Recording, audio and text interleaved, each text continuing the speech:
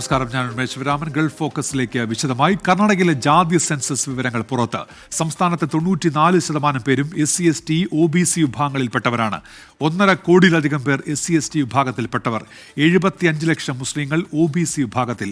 General വിഭാഗത്തിൽപ്പെട്ടവർ 30 ലക്ഷത്തിൽ താഴെയെന്നും സെൻസസിൽ വിവരമുണ്ട്. വിശദാംശങ്ങളുമായി മുഹമ്മദ് റഹീസ് ഇപ്പോൾ ചേരുന്നുണ്ട് ചെന്നൈയിൽ നിന്ന്. റഹീസ്, അങ്ങനെയെങ്കിൽ ഈ സംവരണ മാനദണ്ഡങ്ങളടക്കം മാറ്റി നിശ്ചയിക്കേണ്ടി വരുമല്ലോ, ഇതിനുള്ള ശുപാർശ കൂടിയുണ്ടോ? എന്തൊക്കെയാണ് വിവരങ്ങൾ മുഹമ്മദ് റഹീസ്? ഉന്മേഷ്, ജാതി സെൻസസിലെ വിവരങ്ങൾ പുറത്തു വരുമ്പോൾ ഈ സംവരണ തത്വങ്ങളൊക്കെയും അപ്പാടെ മാറ്റിമറിച്ചുകൊണ്ടുള്ള ഒന്ന് വേണം കർണാടക സർക്കാരിന് ഇനി മുന്നോട്ട് വയ്ക്കാൻ, അല്ലെങ്കിൽ രൂപപ്പെടുത്തിയെടുക്കാൻ. നിലവിൽ കേന്ദ്ര സർക്കാർ ചില മാനദണ്ഡങ്ങളൊക്കെ ഈ സംവരണവുമായി ബന്ധപ്പെട്ട് നൽകിയിട്ടുണ്ട്. അതൊക്കെയും മാറ്റുന്ന തരത്തിലേക്കൊക്കെയാണ് കാര്യങ്ങൾ പോകുന്നത്. കാരണം സംസ്ഥാനത്ത് 94% പേരും SC അല്ലെങ്കിൽ SC OBC വിഭാഗങ്ങളിൽപ്പെട്ടവരാണെന്നാണ് നിലവിൽ കണ്ടെത്തിയിരിക്കുന്നത്. അതിൽ 1.5 കോടിയിലധികം പേർ SC/ST വിഭാഗത്തിൽപ്പെട്ടവരാണ്. OBC വിഭാഗത്തിൽ 75 ലക്ഷം പേർ വരുന്നു. നേരത്തെ ഈ ഒരു 6 കോടിയോളം വരുന്ന ജനത്തിന്റെ ഒരു സർവേയാണ് നടത്തിയിരുന്നത്. അത് 2015 സെൻസസ് അനുസരിച്ച് നടത്തിയിരുന്ന ഒരു സർവേയാണ്. അപ്പോൾ ആ തരത്തിൽ ആ ജനസംഖ്യ അടിസ്ഥാനത്തിൽ നടത്തിയ സർവേയിലാണ് ഇപ്പോൾ 4.16 കോടി ജനങ്ങളും ഇത്തരത്തിൽ ഈ ഒരു സംവരണ പട്ടികയിൽ, അല്ലെങ്കിൽ ഈ SC/ST അല്ലെങ്കിൽ OBC പട്ടികയിലേക്കൊക്കെ വരുന്ന തരത്തിലേക്ക് ഇപ്പോൾ കണ്ടെത്തിയിരിക്കുന്നത്. ഇതിൽ 1.5 കോടി ആളുകൾ അത് SC/ST വിഭാഗത്തിൽ പെടുന്നവരാണ്. ഒപ്പം തന്നെ OBC വിഭാഗത്തിൽപ്പെടുന്ന ജനസംഖ്യ അതൊരു വലിയ കണക്കാണ്. 75 ലക്ഷത്തിലധികം വരുന്നുണ്ട്. സത്യത്തിൽ 29 ലക്ഷം പേർ മാത്രമാണ് നിലവിൽ ജനറൽ കാറ്റഗറിയിലുള്ളത്. അങ്ങനെയാണെങ്കിൽ നിലവിൽ നൽകുന്ന റിസർവേഷൻ അത് 32% മുതൽ 38% വരെയാണ്. OBCക്ക് പല തട്ടുകളിലായി റിസർവേഷൻ നൽകിക്കൊണ്ടിരിക്കുന്നത്. ആ സംവരണം 51% ഉയർത്തേണ്ടി വരും. ഇതുമായി ബന്ധപ്പെട്ട് ചില കർണാടക മന്ത്രിമാർ ഇപ്പോൾ തന്നെ പ്രതികരണം നടത്തിയിട്ടുണ്ട്. അതായത് ഏതാണ്ട് സർക്കാർ ഇത്തരത്തിൽ റിസർവേഷൻ ഉയർത്താനുള്ള ഒരു നീക്കത്തിലേക്കാണ് പോകുന്നത്. പക്ഷെ അത് ആകെ നോക്കുകയാണ് എങ്കിൽ അതൊരു റിസർവേഷൻ കൊണ്ട് മാത്രം ഏതാണ്ട് അത്തരത്തിലൊരു കാര്യം തീരുമാനിക്കുന്നതിലേക്കൊക്കെ വരും. റിസർവേഷൻ മാത്രമായി ചുരുങ്ങും. കാരണം സംവരണം 70% അല്ലെങ്കിൽ 80% മുകളിലേക്ക് പോകും. SC/ST വിഭാഗത്തിന് പ്രത്യേകമായിട്ടുള്ള സംവരണമുണ്ട്. OBC വിഭാഗത്തിന് കൂടി അങ്ങനെ 51% സംവരണം കൊണ്ടുവന്നാൽ സംവരണത്തിന്റെ ശതമാനം വലിയ തോതിൽ തന്നെ ഉയരും. എന്തായാലും ഈ ജാതി സെൻസസുമായി ബന്ധപ്പെട്ട് തുടർ പ്രവർത്തനങ്ങൾ നടത്തുന്ന, അതനുസരിച്ച് നയരൂപീകരണം നടത്തുന്ന ആദ്യ സംസ്ഥാനമായിട്ടൊക്കെ കർണാടക മാറുകയാണ്. അങ്ങനെ 17-ാം തീയതി ഒരു പ്രത്യേക മന്ത്രിസഭാ യോഗം നിലവിൽ വിളിച്ചിട്ടുണ്ട്. ഇതിന്റെ അടിസ്ഥാനത്തിലാകും തുടർ നീക്കങ്ങൾ എന്തായാലും നടക്കുക. കൗതുകകരമാണ്. ആദ്യമായി ഇത്തരത്തിലൊരു നീക്കം നടന്നു വരുന്നുണ്ട്. ഉന്മേഷ്. മുഹമ്മദ് റഹീസാണ് ചെന്നൈയിൽ നിന്ന് വിവരങ്ങൾ നൽകിയത്. പത്തനംതിട്ട തിരുവല്ല കല്ലുങ്കലിൽ കാർ നിയന്ത്രണം വിട്ട് ഇലക്ട്രിക് പോസ്റ്റിൽ ഇടിച്ച് കത്തി. കാർ പൂർണ്ണമായും കത്തി നശിച്ചു. വാഹനം ഓടിച്ചിരുന്നയാൾ രക്ഷപ്പെട്ടു. AV ജയശങ്കർ ഉണ്ട് പത്തനംതിട്ടയിൽ നിന്ന്. ജയശങ്കർ, വിവരങ്ങൾ. രാത്രിയോടുകൂടിയാണ് തിരുവല്ല കല്ലുങ്കലിൽ ഇലക്ട്രിക് കാർ നിയന്ത്രണം വിട്ട് ഇലക്ട്രിക് പോസ്റ്റിൽ ഇടിച്ച് കയറുന്ന ഒരു സാഹചര്യം ഉണ്ടായത്. ഈ അപകടത്തിൽ കാർ പൂർണ്ണമായി കത്തി നശിച്ചു എന്നാണ് മനസ്സിലാക്കുന്നത്. ദൃശ്യങ്ങൾ തന്നെ ഇതിന്റെ ഒരു ഭീകരത കാണാം. അത്ഭുതകരമായാണ് കാർ ഓടിച്ചിരുന്ന ഡ്രൈവർ രക്ഷപ്പെട്ടത്. എന്തായാലും ഫയർഫോഴ്സ് സ്ഥലത്തെത്തി ഈ കാറിന്റെ തീയൊക്കെ അണച്ചിട്ടുണ്ട്. പക്ഷേ കാർ പൂർണ്ണമായി കത്തി നശിച്ചിരിക്കുന്ന ഒരു സാഹചര്യമാണ്. ഡ്രൈവർ എന്തായാലും സുരക്ഷിതനായി രക്ഷപ്പെട്ടിട്ടുണ്ട്. മറ്റ് ആപത്തുകളോ പ്രശ്നങ്ങളോ ഇല്ല. രാത്രിയോടുകൂടിയാണ് ഇത്തരത്തിൽ ഒരു അത്ഭുതകരമായ രക്ഷപ്പെടൽ ഈ ഡ്രൈവറെ സംബന്ധിച്ചുണ്ടാവുന്നത്. പെട്ടെന്ന് കാർ നിയന്ത്രണം വിട്ട് പോസ്റ്റിൽ ഇടിക്കുകയായിരുന്നു. പിന്നാലെ തീ പടർന്നു കാറിൽ. AV ജയശങ്കർ പത്തനംതിട്ടയിൽ നിന്ന്. കൃത്യനിഷ്ഠ പാലിക്കുന്നതിൽ 1ാം സ്ഥാനം നിലനിർത്തി സൗദി എയർലൈൻസ്. അന്താരാഷ്ട്ര വിമാന കമ്പനികളുടെ പ്രവർത്തനങ്ങൾ നിരീക്ഷിക്കുന്ന സിറിയം പ്ലാറ്റ്ഫോമിന്റെ മാർച്ച് മാസത്തെ റിപ്പോർട്ടിലാണ് ഇക്കാര്യം വ്യക്തമാക്കുന്നത്. കഴിഞ്ഞ വർഷത്തെ റിപ്പോർട്ടിലും സൗദി എയർലൈൻസ് ഒന്നാമതായിരുന്നു. തുടർച്ചയായ 2ാം തവണയാണ് സൗദി ഈ നേട്ടം കൈവരിക്കുന്നത്. അന്താരാഷ്ട്ര വിമാന കമ്പനികളുടെ പ്രവർത്തനങ്ങൾ നിരീക്ഷിക്കുന്ന സിറിയം പ്ലാറ്റ്ഫോമിന്റെ ഇക്കഴിഞ്ഞ മാർച്ച് മാസത്തെ റിപ്പോർട്ടിലാണ് കൃത്യനിഷ്ഠ പാലിക്കുന്നതിൽ സൗദി എയർലൈൻസ് 1ാം സ്ഥാനം നിലനിർത്തിയ കാര്യം വ്യക്തമാക്കുന്നത്.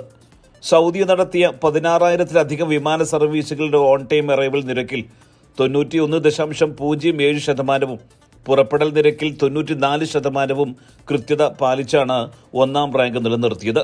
കഴിഞ്ഞ വർഷത്തെ റിപ്പോർട്ടിലും സൗദി എയർലൈൻസ് ഒന്നാമതായിരുന്നു. തുടർച്ചയായി ഇത് 2ാം തവണയാണ് ഈ നേട്ടം കൈവരിക്കുന്നത്. സമയക്രമം പാലിക്കുന്നതിൽ മറ്റ് വിമാന കമ്പനികളെല്ലാം സൗദിക്ക് പിറകിലാണ്. യാത്രക്കാരുടെ സംതൃപ്തി വർദ്ധിപ്പിക്കുന്നതിലും യാത്രാനുഭവം മെച്ചപ്പെടുത്തുന്നതിലും സമയനിഷ്ഠയുടെ പ്രാധാന്യം പ്രതിഫലിപ്പിക്കുന്നതാണിത്. പ്രവർത്തനക്ഷമത നിലനിർത്തുക എന്നതാണ് പുതിയ തന്ത്രത്തിന്റെ പ്രധാന ലക്ഷ്യമെന്ന് Saudi group general manager engineer Ibrahim Al Umar പറഞ്ഞു. ഗ്രൂപ്പിലെ കമ്പനികൾ തമ്മിലുള്ള സംയോജനത്തിന്റെ ഫലം കൂടിയാണ് വിമാന ഷെഡ്യൂളുകളുടെ കൃത്യനിഷ്ഠതയെന്നും അദ്ദേഹം പറഞ്ഞു. പ്രതിദിനം 540 വിമാന സർവീസുകളാണ് സൗദി നടത്തുന്നത്. റമദാനിലെ ഏറ്റവും ഉയർന്ന ഉംറ സീസണിൽ സൗദി എയർലൈൻസ് വിമാന ഷെഡ്യൂളുകളിൽ കൃത്യമായ സമയക്രമം പാലിച്ചു.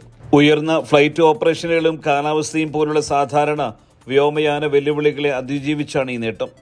സൗദി എയർലൈൻസ് വരും വർഷങ്ങളിൽ നിലവിലെ 147 വിമാനങ്ങളോടൊപ്പം 118 പുതിയ വിമാനങ്ങൾ കൂടി ഉൾപ്പെടുത്തി വിമാനങ്ങളുടെ എണ്ണം വിപുലീകരിക്കാൻ ശ്രമിക്കുന്നതായും Saudi group general manager engineer Ibrahim Al Umar പറഞ്ഞു. സുബൈറുദ്ദൂർ 24 Dammam.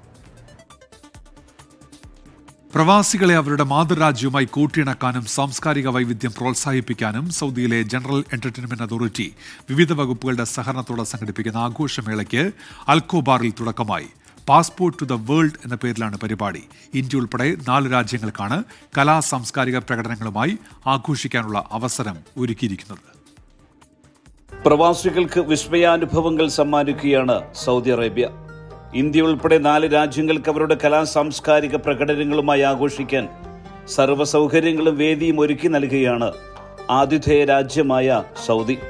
Sudan, India, Philippines, Bangladesh എന്നീ രാജ്യങ്ങളിൽ നിന്നുള്ള പ്രവാസികൾക്ക് വേണ്ടിയാണ് സൗദി എന്റർടൈൻമെന്റ് അതോറിറ്റി ആഘോഷമേള സംഘടിപ്പിക്കുന്നത്. പാസ്പോർട്ട് ടു ദ വേൾഡ് എന്ന ശീർഷകത്തിൽ സൗദിയിലെ അൽഖോബാറിൽ നിന്നും തുടങ്ങി ജിദ്ദയിൽ അവസാനിക്കുന്ന രീതിയിൽ ദിവസങ്ങളോളം നീണ്ടു നിൽക്കുന്ന പരിപാടിയാണ് ക്രമീകരിച്ചിരിക്കുന്നത്. സുഡാനികളുടെ ഇഷ്ടഗായകൻ അബു അൽ ഖാസിം വധൂബയുടെ ഗാനസദസ്സോടെ സുഡാനി ആഘോഷങ്ങൾക്ക് തുടക്കമായി. സുഡാന്റെ സംസ്കാരവും കലകളും ഗ്രാമജീവിതവും ഒക്കെ വ്യത്യസ്ത കലാരൂപങ്ങളായും കലാപ്രകടനങ്ങളുമായും ആഘോഷത്തിൽ നിറഞ്ഞു നിന്നു. സൗദിയുടെ ദൂരദിക്കിൽ നിന്ന് പോലും സുഡാൻ പൗരന്മാർ ആഘോഷങ്ങളിൽ അലിയാനെത്തി.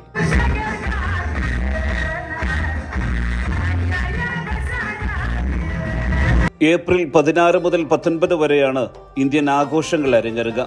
ഇന്ത്യയിലെ വിവിധ മേഖലകളിൽ നിന്നുള്ള കലാകാരന്മാർ പരിപാടികളുമായി എത്തും. ആര്യൻ തിവാരി, അഹമ്മദ് സുൽത്താൻ, അർമാൻ മാലിക്, ബിസ്വ, ദിവ്യ എസ് മേനോൻ, സജ്നി സലീം, വർഷ പ്രസാദ് എന്നിവരുടെ കലാപരിപാടികളാണ് അരങ്ങേറുക. പാസ്പോർട്ട് ടു ദ വേൾഡ് എന്ന് പറഞ്ഞ പരിപാടി ഇപ്പോൾ സുഡാൻ രാജ്യത്തിൻ്റെ കാണിക്കുന്നുണ്ട്. സൗദി അറേബ്യയിലെ ജനറൽ അതോറിറ്റി, എൻ്റർടൈൻമെൻറ്റ് അതോറിറ്റി വളരെ സൗജന്യമായിട്ട് ഇപ്പോൾ കിഴക്കൻ പ്രവിശ്യയിലെയും മറ്റ് പ്രവിശ്യകളിലൊക്കെ തന്നെ ആൾക്കാർക്ക് സൗജന്യമായിട്ട് കാണാനുള്ളൊരു പരിപാടിയാണ് ഇവിടെ ഒരുക്കിയിട്ടുള്ളത്.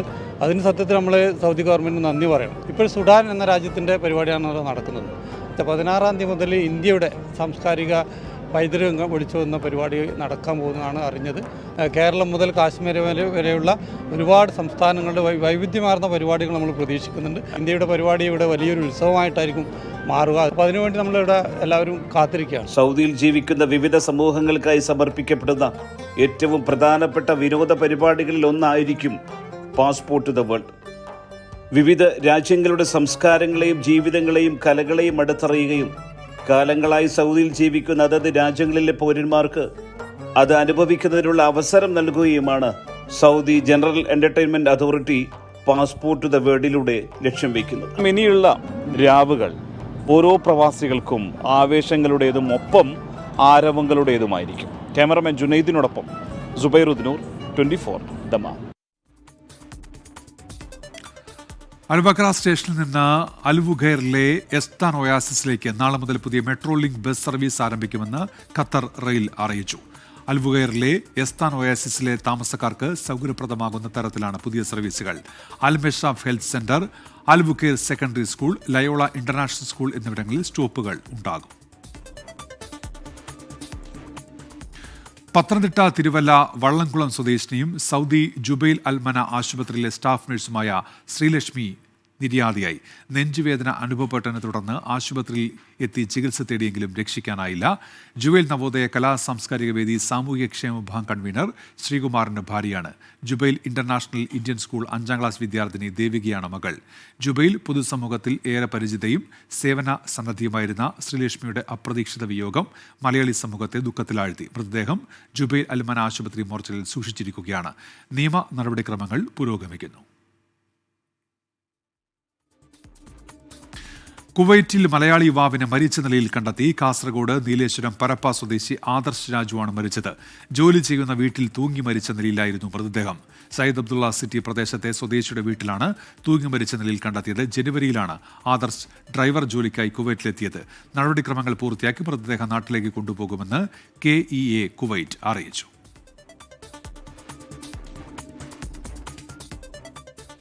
Tanishq jewellery, Titan watches, Titan i+ എന്നിവ ഒരൊറ്റ കുടക്കീഴിൽ ഒരുക്കിയ multi brand life style destination സ്റ്റോറുമായി ടൈറ്റൻ. ഷാർജ റോള സ്ക്വയറിലാണ് പുതിയ സ്റ്റോർ.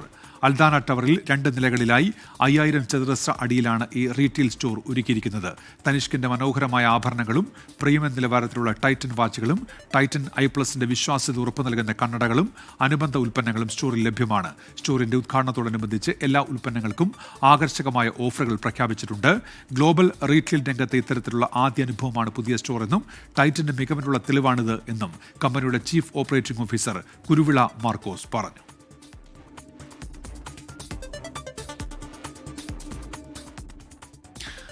മുംബൈക്ക് പുറമെ മറ്റ് ഇന്ത്യൻ നഗരങ്ങളെയും തഹാവൂർ റാണ ലക്ഷ്യമിട്ടിരുന്നതായി NIA.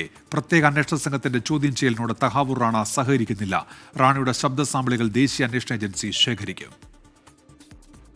NIA ആസ്ഥാനത്തെ പ്രത്യേക സെല്ലിൽ 12-അംഗ സംഘമെത്തിയാണ് തഹാവൂർ റാണയെ ചോദ്യം ചെയ്യുന്നത്. ഈ പ്രത്യേക അന്വേഷണ സംഘത്തിന് പുറമെ റാണയെ കാണുന്നതിനോ സംസാരിക്കുന്നതിനോ മറ്റാർക്കും അനുവാദമില്ല. 24 മണിക്കൂറും നിരീക്ഷിക്കുന്നതിനായി സെല്ലിൽ പ്രത്യേകം ക്യാമറകൾ സജ്ജമാക്കിയിട്ടുണ്ട്.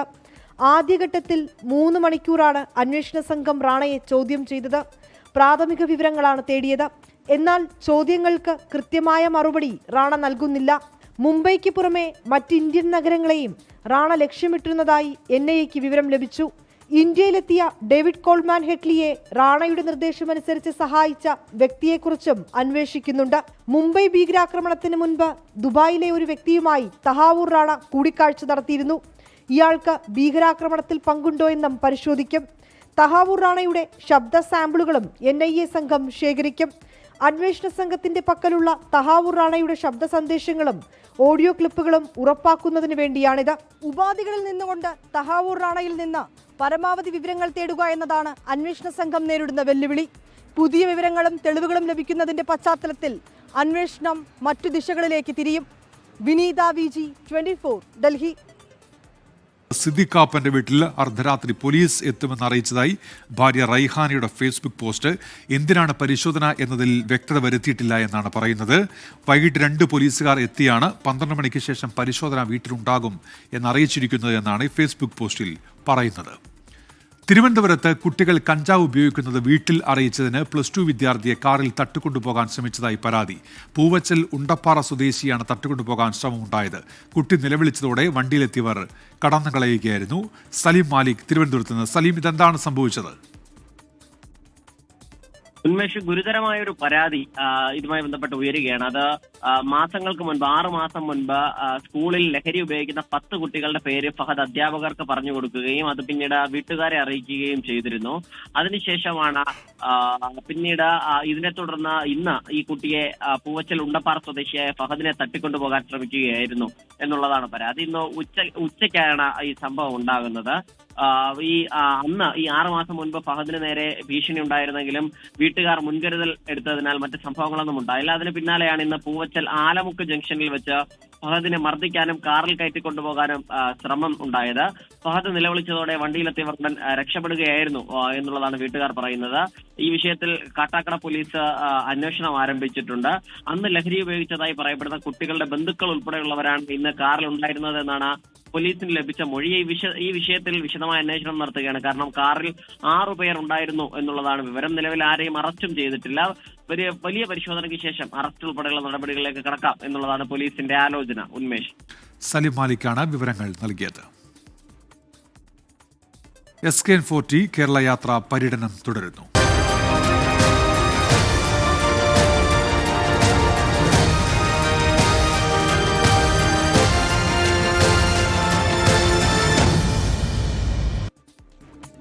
ലഹരിക്കും അക്രമത്തിനുമെതിരെ 24 chief editor R. Sreekandan Nair നയിക്കുന്ന SKN40 ജനകീയ യാത്രയ്ക്ക് മഞ്ചേരിയുടെ പൂർണ്ണ പിന്തുണ. MLA-മാരും സാംസ്കാരിക പ്രവർത്തകരും ഉൾപ്പെടെ 100 കണക്കിന് ആളുകൾ ലഹരിക്കെതിരെ അണിചേർന്നു.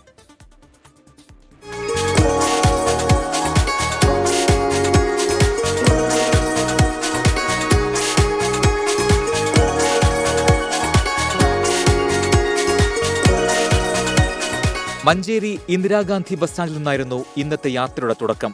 നിരവധി കൂട്ടായ്മകൾ യാത്രയ്ക്ക് പിന്തുണ അറിയിച്ചെത്തി. ലഹരിക്ക് പ്രത്യേകിച്ച് ഇന്നത്തെ യുവജനങ്ങളെ നമ്മൾ സംരക്ഷിക്കേണ്ടത് വളരെ അത്യാവശ്യമാണ്. ഞങ്ങളുടെയൊക്കെ പിന്തുണ മെക്സവന്റെ, പ്രത്യേകിച്ചും മഞ്ചേരിയിലെ മെക്സവൻ ലേഡീസിന്റെ പൂർണ്ണ പിന്തുണ ഇതിന്റെ പിന്നിലുണ്ടാവും. 9 മണിയോടെ മഞ്ചേരി ബോയ്സ് ഹൈസ്കൂൾ ഗ്രൗണ്ടിലേക്ക് ലഹരിക്കെതിരെ പോരാട്ടം നടത്തുന്ന തുവൂർ ഗാലക്സി ക്ലബ്ബും ഫുട്ബോൾ മൈതാനത്തിൽ ഒത്തുചേർന്നു. സാർ നയിക്കുന്ന ഈ നല്ല കാര്യത്തിന് പിന്തുണ പ്രഖ്യാപിക്കുന്ന ഒരു ക്ലബ്ബാണ്. 11:30 ജനകീയ യാത്ര Wandoor Sahya arts and science കോളേജിലെത്തി. 100 കണക്കിന് വിദ്യാർത്ഥികളും അധ്യാപകരും ലഹരി എന്ന വിപത്തിനെതിരെ ഒന്നിച്ചു. പ്രത്യക്ഷമായോ പരോക്ഷമായോ ലഹരി പ്രോത്സാഹിപ്പിക്കില്ല എന്ന് ഞാൻ പ്രതിജ്ഞ ചെയ്യുന്നു. ജനകീയ യാത്രയ്ക്ക് 24 ചെയർമാൻ ആലുങ്ങൽ മുഹമ്മദ് ആശംസ നേർന്നു. SKN40 ഇത്ര നന്നായിട്ട് വളരെ നന്നായിട്ട് കേരളത്തിലുടനീളം നടന്നുകൊണ്ടിരിക്കുകയാണ്. നിങ്ങൾ ഈ കാണിച്ച ഈ ധൈര്യം, മാഫിയ സംഘത്തോട് നേരിടാൻ കാണിച്ച ധൈര്യം ഞാനിവിടെ അനുമോദിക്കുകയാണ്. ഉച്ചയ്ക്ക് ശേഷം നിലമ്പൂർ മർത്തോമ കോളേജിൽ യാത്രയെത്തി. ലഹരിക്കെതിരെയുള്ള പോരാട്ടത്തിൽ അണിനിരക്കാൻ SKN വിദ്യാർത്ഥികളോട് ആഹ്വാനം ചെയ്തു. മർത്തോമ കോളേജ് ലഹരിമുക്ത ക്യാമ്പസാക്കാൻ ഈ യാത്ര പ്രചോദനമായതായി മുഖ്യരക്ഷാധികാരി പറഞ്ഞു.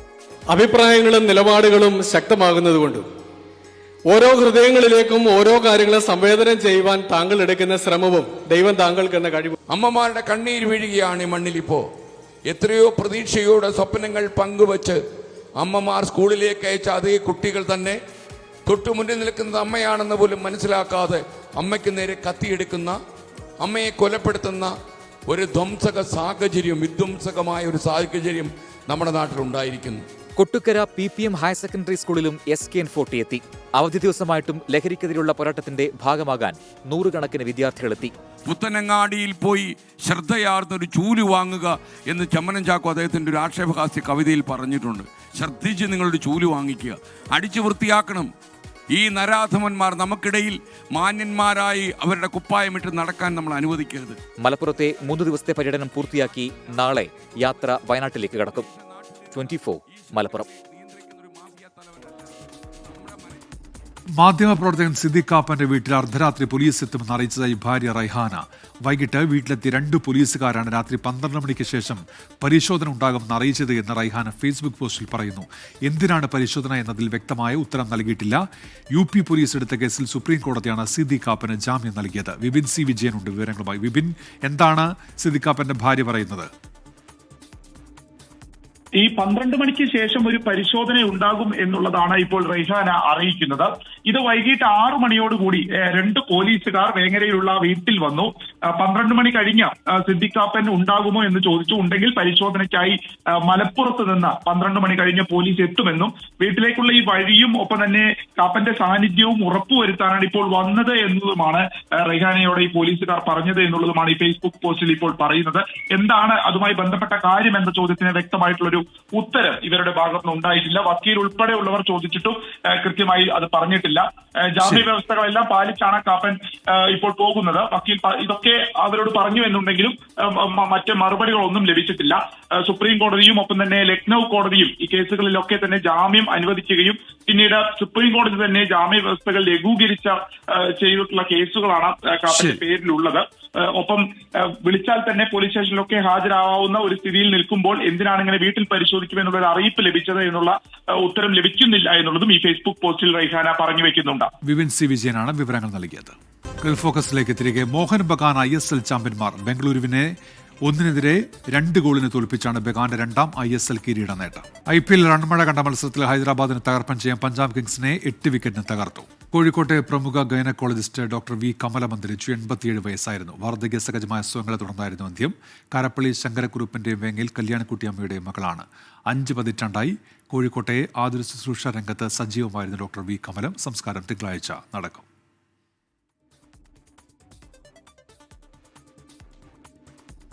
ഇവിടെ ഗൾഫ് ഫോക്കസ് പൂർത്തിയാവുകയാണ്. Good night.